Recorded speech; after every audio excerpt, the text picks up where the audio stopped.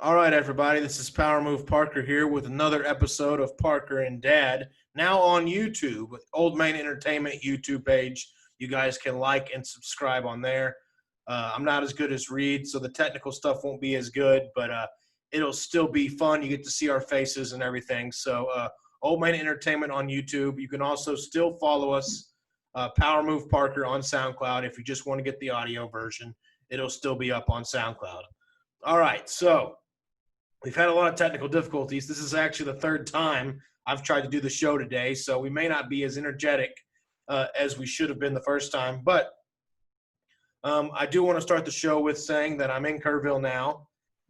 Moved into the apartment. This is my first show in Kerrville. And got my stuff behind me. Dad's in Houston.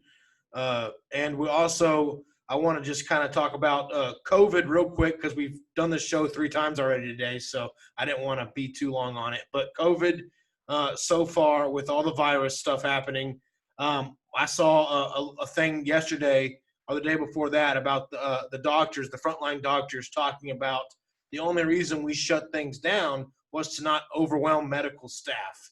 And medical staff is now officially not overwhelmed. They know how to handle it. COVID is not that serious. Even if the cases go up, people are taking medicine, they're resting, they're fine.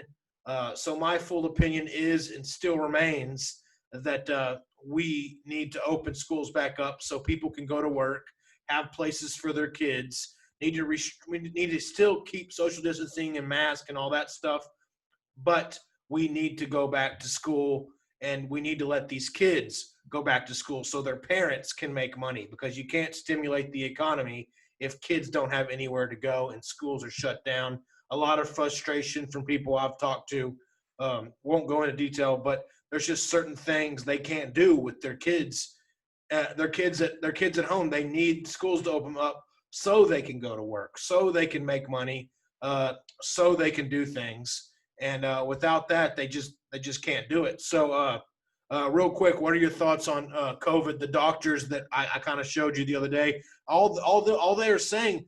First off, the physicians, the doctors, all the medical experts that we claim to listen to or care about, because one side is always about the science and the facts, and they're all saying, well, you got to trust the science. Well, turns out there are people in science, people in medicine saying that we need to open things back up, and then they just ignore it, or they don't want to show it. I mean, the fact that frontline doctor thing for the Supreme Court of the United States, that's where they went. They were outside the Supreme Court. All the frontline doctors. The only news company to pick that up was Breitbart, and I think Fox News did a little story on it. It should have been all over CNN, all over ABC, all over CBS. The fact that they completely ignored all those doctors saying we need to go back.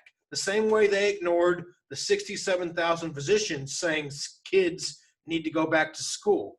They're ignoring certain they're ignoring certain facts in order to push the fear of the virus and the case numbers. And that's all they really care about, is the case numbers going up. And that's what they focus on. They don't really focus on solutions. They just say, oh, wear your mask, shut up, don't do anything. And then eventually a vaccine will come up, and then it may or may not work. But for now, stay in your house, live in fear, wear your mask, don't talk to anybody, don't socialize. Their answers to the problems are just to stay put. And it's really, I don't know. What do you think of this whole situation? Because it just seems like it's getting more and more divisive, where some people are ready to go and other people are they're still living in that bubble of fear. Well, I think it's a perfect example of never let a crisis go wasted. And I say that, and I'll begin by saying that over 140,000 people have died, and that's tragic, and that's terrible, and there's no, you can't make that good. But that being said, again, this virus came to us courtesy of China. They kept it secret. We weren't prepared for it because we weren't aware of it. Then the medical professions, as you said, they've learned. First, they came out and said it's not that bad, then it was, oh, it's bad. Then wear masks, don't wear masks. Then it's transmitted. It's not. So they've learned, and I think what you hear the doctor saying is we've learned, and that's the great thing about I say America, but the medical profession, they do learn. And so we've taken something from 6 months ago when we didn't know a lot about it to we know a whole lot about it, and it's treatable. Yes, you need to be, if you're at high risk, you need to be careful. And I think we know better who those people are, and we need to take extreme precautions for those people that are at high risk. But that's not everyone. And for most people, if you get it, it can be treated. There's not near the cases of hospitalization. There's certainly not near the cases of being on ventilation and death. So it is better. So we need to understand the science. And if you're going to rule by science, then you need to trust the science. And the science says that the young are less susceptible to getting it, and they certainly don't spread it as much. Still, if you're at high risk, you need to be taken care of.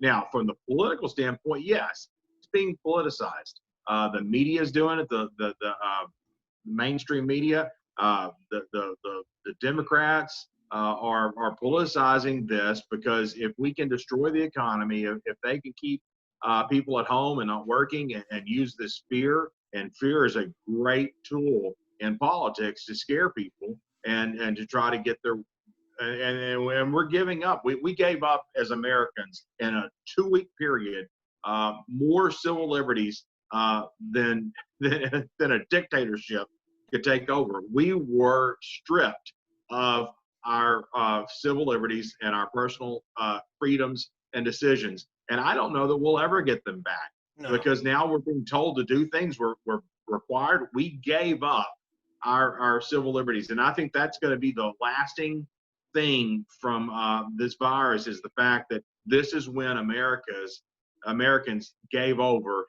to the ruling elites, and we may never get those freedoms back. It was funny. There was this gym owner on Tucker Carlson's show talking about the lockdown. How he said in New Jersey, the New Jersey governor promised only 14 days lockdown, and then you can go back to work, you can do your businesses. And the guy came on the show yesterday and said, Tucker, today is day 132 of the lockdown. Can you believe that? We've been locked down for over 100 days. We have. It's been since March. It is almost August now. It has been over 130 days since the lockdown. In places like New Jersey, where people are being sent off to die in nursing homes and things like that. You look at the Northeast, the way they're doing things is not good.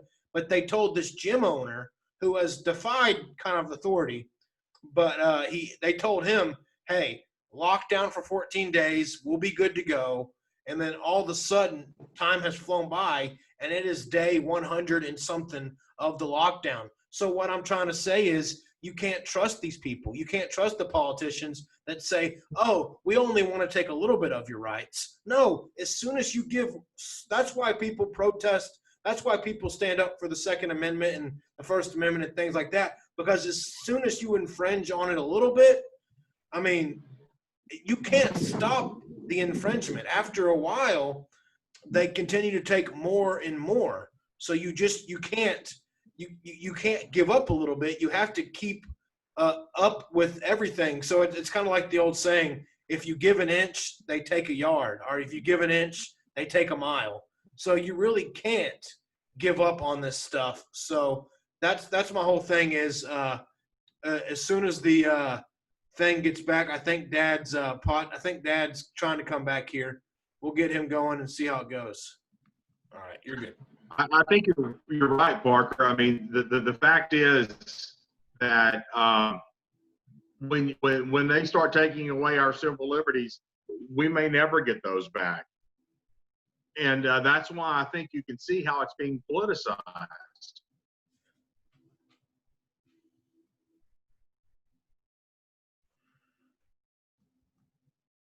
Yeah, I think you're right about it being politicized, and we are having some technical difficulties, so bear with us here as we are trying to get through the show. But Dad talked about it being politicized, and I agree, it is politicized. But we are going to move on to the next topic, which is some people are fighting back and are coming up. So we talked about it being politicized, and as soon as you said that, I kind of thought of something. Um, and the whole thing is because businesses are starting to realize there are some people who aren't rolling over. There are some people who are saying, "Hey, these are our rights." And actually, this article from the Daily Wire is kind of true. There's a couple of these stores, Walmart, Home Depot. They are starting not to enforce face mask rules as hard because there are a few violent confrontations from people who just want to go in and get a few things. They don't want to wear the face mask. They don't want to have to deal with all that stuff. And so you're starting to see in some bigger places, some of the bigger chains like Walmart, Home Depot, places like that, they're starting to realize, oh, wait, we're not selling as many items. Our customers are not shopping here as much. And we're getting violent confrontations. Maybe we ought to loosen up the mask rules and start letting people come back to our stores because it turns out forcing people to do something they don't want to do is not an effective business model. Yeah, I don't know. Well, can you hear me? I don't know where I got cut off. We're having a complete storm down here, and I've walked Well, we three just times. picked up. I mean, we just picked up talking about giving up civil liberties, and I said people are fighting back. So I was starting to say, I think that's why it's important. And you can see the politicization of the virus rolling into now where we are with the economy. Yes, I think people are fighting back, but I want to say you can see the difference between the right and the left. One of the main things you were talking about, getting back to school and getting back to work and those things, it's the liability protection. People in power, people in a position of making that decision, I can see that it's tough because right now they're not protected from anything. But I would go back to say we should, if the left wants to say, oh no, we need to make sure that these business owners and all these people are subject to lawsuits, then let's get after Governor Cuomo and the mayor of New York and some of those folks who sent all the elderly back in or the sick ones into the nursing homes. And the New Jersey governor too. Yeah, all those and guys. the nursing homes. So I think what has to happen is you've got to have this indemnity for the immunity for some of these businesses to get back, because we don't know. I mean, we're saying we follow the science and we're doing the things, but the science has been all over the place. This is it's, I want to say, an act of God, but this certainly isn't a man-made, well, maybe a China-made disease. But we can't say that the business owners or the people that are making the decisions for the school districts had anything to do with this. And so I think if we show that we weren't negligent, we're trying to use the best of our that's given to us from advice from the medical professionals. But we've got to get back to work, and maybe we're going to see some pushback. But I am worried about where we're going as a nation when we start politicizing things like this. And now it's clear that the left wants to use this in the election to keep the economy, to keep people scared as a tool to either. I don't think it'll be to suppress the vote, but certainly to change the vote of people to say, well, look, they didn't fix this. Well, I think that there's enough blame to go around, but we do need to get the economy back to work. Well, I didn't know. Like the thing is, I didn't know opening businesses and opening schools was a political thing until now. 2020 is the only time opening schools has been a controversial thing. Wouldn't you agree? Yeah, and it's ridiculous. Yeah. So and to use the fear of that, I mean, what more? I mean, I know we used to have push Granny over the cliff. That's what they wanted to use against Paul Ryan about wanting to reform Medicare. Oh, he's just going to shove her, at farthest from the truth. But I mean, this is not something new. Now we're attacking. Oh, it's the kids, and it's ridiculous. They ought to be ashamed to use these types of tactics against the American people. What do you think about kind of more hypocrisy coming from the left? Because there was a guy in Seattle, a radio host named Paul Gallant, who used to work in Houston, by the way, for Sports Radio 610. And now he's working in Seattle, and he's a sports guy. But he was talking about the riots being peaceful. And then all of a sudden, his local apartment, his local Starbucks was being attacked and torched, and they also torched like 6 construction trailers. They have destroyed most of that area in Seattle. And this guy went from oh, calm down, it's peaceful, to now he tweeted out that he wants to buy a gun and he has to protect himself, and this nonsense has to stop. Isn't it funny how quick you become a conservative when things start affecting you? Oh, it's the essence of hypocrisy. You know that it's same. There was a mayor of some city where all the riots are peaceful, and then until they started rioting in front of her house, and then they're a mob. So yeah, it's hypocrisy, and it's been that case for a long time with the left. What do you think about we're just doing rapid fire now because I don't know when you're going to break out, but we so far you've been good since you've come back, but what do you think about Joe Biden not wanting to get on Fox News and take an interview? Chris Wallace was trying to be fair. He interviewed Trump. He extended the invitation out to Biden, and Biden's just staying quiet. I honestly think the left has given up on new ideas. I really do think they think they've got this election in the bag, and I think they're coasting to the finish line. We're only in August, barely getting into August here, still late July, early August. Biden doesn't even have a VP yet, and it seems like the left are coasting to the finish line, like they've almost given up.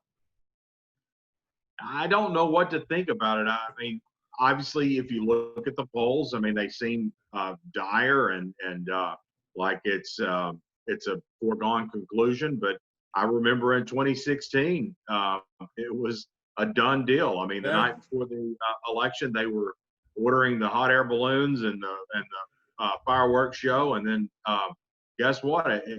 The voters had a different story. I don't know.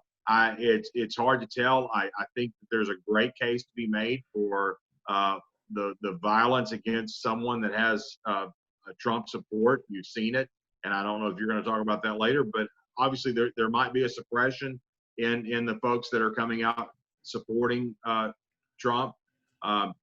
It may be that the people are tired and it really is going to be a landslide. I don't know what to think about it, but if you're running a campaign, I don't know what they're thinking. I remember Hillary didn't go to Michigan, didn't go to Wisconsin, didn't go to Pennsylvania because they thought they had it in the bag, and it bit them in the butt. And I got to say that I think Biden's making a mistake by not campaigning more than he is. I mean, he had another little sit down with Obama, and this time they brought in some other celebrity to sit down with him and talk, George Clooney, I think, and their big sit down and talk and solve all the problems. But Obama can't run for president. He can't be reelected. So, if they're expecting the voters are going to vote for Joe just because he was friends or the vice president to Barack Obama, I don't know. The answer to the question about the interview is there's no way in hell Biden could do the interview. Trump is right. There's no way. He couldn't sit down unscripted with no prompts and do an interview that was that wide ranging and open to any questions unscripted, because all of his interviews now are scripted. There's just no way. And I don't think that by the way, Notre Dame now says they're not going to do the debate, and someplace else has already said they can't do the debate. Don't tell me that that's not orchestrated. And I don't want it to be a conspiracy theory, but there's a reason they're having a problem finding a place to have the debate, and that's because they don't want to have a debate. Well, debate or no debate, in my opinion, Well, I actually do think it may be smart for Biden just to shut up and try to walk this one off and see if he can kind of just walk to the finish line and see if he can and see if the lead is big enough and it is legitimate. Because if he does do debates, then Trump is going to destroy him. But also on the flip side, Trump can use the fact that Biden doesn't want to debate or they can't find a place to debate or whatever. Trump can use that against Joe too, saying, "Hey, I'm fine with debate. I'll debate in the parking lot. I'll debate anywhere. You name the place, Joe. Well, I'll debate you." Trump's been ready to debate, and Joe is like he's holding out. He's taking any kind of means necessary, and the Democrats in general, they're really not wanting Joe Biden to debate Trump. You can tell. Yeah, The things they've written, yeah. I go back. It's a little bit different because Trump is already in office, but Trump has been, you had the Hollywood actor Ronald Reagan, who was coming in, and now he had been a governor, but they mocked him for not being that smart. He was just an actor, and he was coming up against Jimmy Carter, and I think Carter was 12 points up in the polls, and it was a week before the election. Now we didn't have as many early voting places or things in 1980, so everyone still had to vote. Now with early voting, you can't wait to that long. But this was a week before the election. The polls had Carter up 12 points, and they had a debate, and Reagan slaughtered him. It was horrible. It was embarrassing. And when Carter walked off the stage, he was overheard cursing. I just lost, and he did. He was beaten in a pretty heavily slanted election, and so it can still happen. And I think Trump would want to debate Biden. Trump needs to debate Biden. You need to see if the man's fit for office. Yeah, and that's the big question right there. But also, you were talking about the violence, and I do want to hit on that some because it just hasn't been talked about, hasn't been covered. And with all this Black Lives Matter stuff, you think this would be a number one story for everybody. But apparently, if you're black and you're a Trump supporter, well, you're not really black, according to Joe Biden. So if you ain't voting for him, you're not really black, technically. So I wonder if that's what Joe Biden's going to tell the family of Burnell Trammell, who was murdered because he was a black Trump supporter in the state of Milwaukee. And Republicans are calling for a federal investigation, as they should. If the feds are going to investigate, whatever is Bubba Wallace for the whole NASCAR thing, the federals darn sure better investigate the murder of Burnell Trammell, who was a Trump supporter, and it's looking like he was gunned down by an unknown assailant. And it looks like he was known for his political activism. So it's looking like he was murdered because he was a Trump supporter and he was black as well. But since he's a Trump supporter, it seems like this isn't getting any media coverage. No one wants to talk about this. There is an unbridled hate coming from the left, at least from what I'm seeing. Now, these leftist mob type people, that if you don't fit their ideology, then your voice just doesn't count. Your life, I guess, doesn't matter either, because they say Black Lives Matter. Well, not all Black lives, because apparently they don't care about Trump supporters they don't care about their Black lives. They just care about Black lives who vote Democrat. So for me, it's just another level of hypocrisy there, and it's dangerous when one side wants to kill you or shut you down completely, and the other side just wants to debate ideas and see who's better and shake hands at the end. That's two different things. You can't debate a person who literally wants to kill you or shut you down or say you don't matter or call you a Nazi, racist, bigot, all that stuff, or literally just for your political beliefs. They want you fired. They want you erased from the planet because of your political beliefs. It's hard to win an argument against someone who hates you that much. Yeah, I can't deny that there's passion on both sides. I think the far Yeah, right and the right we're pretty are passionate. passionate, Yeah, yeah. and the left and the strong left. But there was a poll a couple of weeks ago that was reported, I think, only maybe on Fox, but it was a poll, and it asked people that identified right and far left, and the folks that identified as left and far left, when asked the question, if someone in their job came supported President Trump, should they be fired? And over 70% of those identified as left or far left said yes. Whereas the question on the right, the people as right or far right, asked the question, if you came out and supported Biden or the policies of the left, uh, what should happen to them? And it was less than 30% about being fired. Uh, Again, that fear of losing your job, of being attacked and violence, I think might go into some of the reason. At first, I thought all this secret vote and all of that was a little bit. To kind of sugarcoat your story, I don't want to take too long, but Eric Trump was on Waters World, and I know it's Eric Trump, whatever. He's a Trump. You may not want to believe him, but he said on average they've done their own survey, they have their own internal polling or whatever, and he said on average Democrats are overrepresented by 12 to 15%. In every poll you see, Democrats are overrepresented. So you take that 12, 15% out of it, and it's neck and neck. And if it's neck and neck, I think the edge has to go to Trump.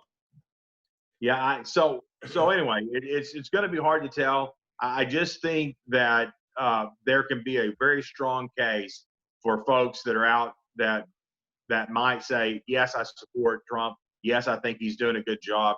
But the difference is those that identify left and are far left are more vocal and more willing to have confrontation and more willing to attack and do harm to someone that identifies as conservative or right, whereas the folks on the right are not as vocal or not as willing to engage in this shouting and screaming. So I think that just there is a, I call it the loud or the vocal minority. I don't think it's a large group, but they're very, very vocal. Yeah, they're very vocal, and it brings me to like that was your like kind of story with the guy. It was very smart guy talking about percentages and things like that. And I was just talking to another person. Just face to face conversations are fun. You get out and you actually talk to people, you learn things. But there was another poll in 2016 that was one of the very few accurate polls, and the way it was done was that people asked you who you were voting for, and then they asked you who your neighbor was voting for. And so a lot of the times when people were asked, "Are you voting for Trump or Hillary?" a lot of people would say, "Well, I may not vote this year. I may go Libertarian, or I guess I'll vote Hillary." But then those same people were asked, "Oh, who's your neighbor voting for?" or "Who's your mother, who's your father voting for?" And they would all, "Oh, they're all voting for Trump. I'm surrounded by Trump supporters. I just don't know who I'm voting for. I don't think I'm voting for him, but everywhere else I look, people are voting for him." And they would go to that same neighbor's house. "Okay, who are you voting for?" "Oh, well, I'm not voting. I don't know if I'm voting for Trump. I may not vote this year." "Well, who's your neighbor voting for?" "Oh, he's voting for Trump. He told me the other day we were drinking beers. He said, yeah, Trump talks like me. I'm voting for Trump." So it turns out when you actually get to know people and hear them talk, a lot of people actually say in person, "Yeah, that Trump guy, I actually liked him. I actually want to vote for him." Now, I don't know if that effect is wearing off in 2020, but in 2016, it's kind of telling that people don't want to admit they like or relate to Trump, but deep down, a lot of Americans relate to Trump and the way he talks. I think that's kind of the way he talks. That's why he talks that way, is because he knows most people that in America, that's how they talk and that's how they think. Yeah, I don't know. It's going to be interesting. It's not fun. I mean, I guess it is fun if you're in the politics, but it's uncomfortable right now to think that if they are correct, that trumps that far underwater. But I certainly, if I were, what is the old thing? If you're running for office, you need to run like you're behind. So I think that's how they should be going. Yeah. It's always bad. I'm not, I'm not for the prevent defense, and I'm certainly not for trying to ride out a lead in any sport, any game. And I don't think that we led this off with Joe Biden. I think they'd be making a very bad mistake. Well, I was about to say, you're sounding like Joe Biden with yeah. prevent defense. He's the one playing prevent. So Trump, I think that's what the Biden and great. I hope they keep doing it. Yeah. But it's not good in football, and it's I don't think it's going to be good in politics. What do you think about? Oh yeah, last thing is, and we'll end it, is Mike Ditka, who's not on any sports thing anymore. He's old. He got fired. Nobody liked him at ESPN because he was just an old grouch. But Mike Ditka, the coach of the '85 Bears, one of my favorite guys, but he came out and said, I don't care what you call it, silent protesting, kneeling for a cause, yada, yada, yada. He's like, you're not an American. You're not patriotic. You don't belong in this country if you kneel for the national anthem. He's like, your ass would be kicked off my team in no time. And John Elway actually said the same thing. He said, you're not a Denver Bronco if you kneel for the national anthem. So it turns out all these owners, they tend to feel a different way than the players do when it comes to kneeling for the national anthem. Well, that is an example of what we just discussed. I mean, if you have a far left belief, or you're supporting something far left, it's okay. You can do it. There's no consequences to it. But if you stand up for something that's considered to be conservative or against those far left, then you're in trouble. I mean, look at the grief and the number of people that have been kicked out of the limelight, media, actors, anyone who comes out and speaks out and says something conservative, they'll lose their job. Again, it's the attack on someone that doesn't have the same beliefs as this liberal minority. And Ditka is from the greatest generation. I mean, he is that World War II generation. He's that type of guy. He's going to stand for the flag. He's going to stand for America. And if you do it, you're disrespecting what that stands for, what that means to them. And it has nothing to do with Black lives. I guarantee you that has nothing to do with how Ditka feels about life and about other humans and individuals. It does, because he thinks that America stands for being proud and great and defending rights so that people can have those beliefs, but you're not going to kneel for that. Yeah, it's a false premise to think that America doesn't represent everybody. It does. We may not have lived up to the American flag early in our I tend to think that the people in America weren't living up to the greatness this country can become. I think in beginning, America did represent everybody, but we just didn't live up to that until, obviously recently compared to history, we're starting to come around and now people have rights and things like that and everything's good. But I don't think it was the fact that America was founded on evil ideas. I think there was just evil men in America back in the day, or men that just didn't know better, that were ignorant, and they now were coming up, and now we're seeing America's potential. But America, at the beginning of time, it did represent everybody. It said your God-given rights, life, liberty, and pursuit of happiness. That is your God-given right, no matter what. Nobody can take that away from you. That's the ideas that America's always been trying to live up to. And we're still trying to live up to it every day, is that you are endowed by your Creator with unalienable rights. Everybody is. Black, white, purple, green, red, whatever. It doesn't matter. I think it took us a while to reach that, but those words have always been there.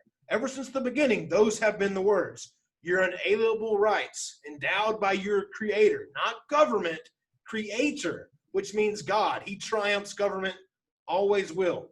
So that's what I'm saying. So for people to think that now all of a sudden America doesn't represent everybody, that's just dividing the country unnecessarily, because it has always represented everybody.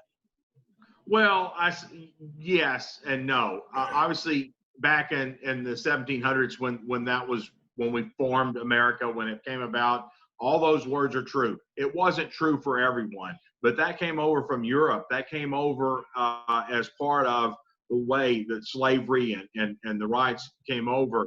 And there were atrocities and there were horrible things, and it was bad. But I think America has gone the direction of correcting that. And what Mike Ditka is saying is, my generation, those folks that went over and fought this war so that you can have the freedom to believe the way you want to, the freedom to speak the way you want to, the freedom to do the things you want to do. That's what the flag represents to me. That's what the national anthem represents to me. And yes, you're right. All of those things were in the documents and form in the beginning. I will say that it didn't apply to all races at the Of time. course not. That's what I'm saying. It But, didn't apply. we've come a long way to correct that, and I think that for the most part, you can poll Americans. Most people do. There are still those that are bad, but we're not systemically racist as a country anymore. But my whole point, I guess you just misunderstood my thing. I'm not arguing that it didn't represent, obviously there were slaves at the time, but when the country started in 1776, those were the principles set out. Yes, we still had slavery for a whole 100 years after that. I understand that. It took us time to fully understand those ideas. But Abraham Lincoln, the 16th president of the United States, actually used the founding fathers, used the Constitution in order to make his argument that slavery was wrong. He used the whole creator, inalienable rights thing for all. He used that phrase in order to actually free African Americans. So I think we just weren't living, my opinion, and this is not based on anything but me, I think Americans weren't living up to that. To say that America was inherently evil, no, the people leading America may have been evil and didn't understand things fully because they were ignorant. But the premise of America has always been positive, has always been freedom and justice and liberty for all. It's in the Pledge of Allegiance. You say every morning, the Pledge of Allegiance to one nation under God, indivisible, we're for liberty and justice for all. Not just white people. It says for all. The words all. Yeah, I think you said it well when you say the premise of America has always been there. It's there. Yeah. It's taken us time to live up to that premise. But I think the founding fathers had set down a very good goal, and it's taken us time, and maybe we haven't fully achieved it, but we've come a long way. Yeah, so that's my whole thing. But yeah, I agree with you. I know what you mean, and I know the argument to that, and I know why people are upset. But yeah, just running away from what America is not going to solve the problem. I feel like we should be running towards what we should be, not running from, I guess, what we were in a sense. But anyway, let's just move on, and that'll be it for today. The second half of the show went really well, so we'll see how this turns out. I know the beginning was a little rocky, but till next time.